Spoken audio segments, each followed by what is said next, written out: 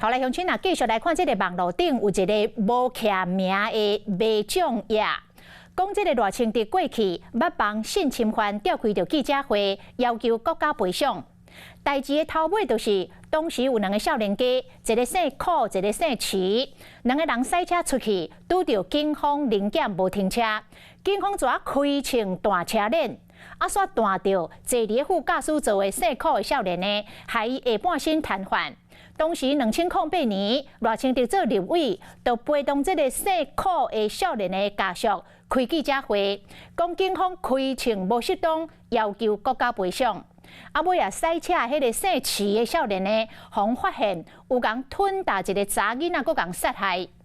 代志的头尾就是安尼，赖清德竞选总部讲，结果是互德哥斗菜刀，乌白乱讲，乌白斗，讲这就是恶质抹黑，已经报案，要提出着告诉。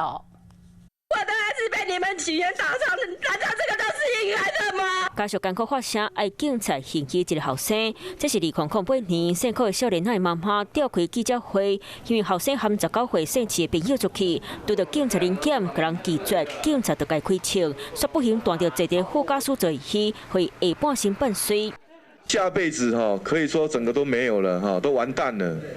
结果警察他的长官竟然为了护短又再一次二手的伤害。当时赖清德担任立法委员，陪同召开记者会，质疑警察敢有执法伤过超过。这场记者会说谎指控。网络顶一个卖酱爷指控当年赖清德倒三共性侵犯，指控警察乌白开枪，要求国赔。因为当年的记者会，这个地步化挂嘴暗目镜细致的少年下，落尾互人发现，伊甲一个查某囡仔欺负侮辱，佮佮害死。这是一个很典型故意把事情发生的顺序颠倒乱说的恶质抹黑。靳总已经正式向警方报案，并且提告。警总强调，当时赖清德无讲要求国赔，嘛定回到当时时间点。2008年12月2日，枪击事件，互姓柯的查甫人犯罪。25号召开记者会，到过当年3月，姓池的少年仔才互发现犯重大案件。警总讲，召开记者会当时并唔知影姓池的查甫人犯案，嘛已经正式向警察报案。Hello， 我是蒋欣梅。想要抢先掌握最及时的新闻资讯吗？赶快订阅、按赞、开启小铃铛，锁定华视新闻 YouTube 频道。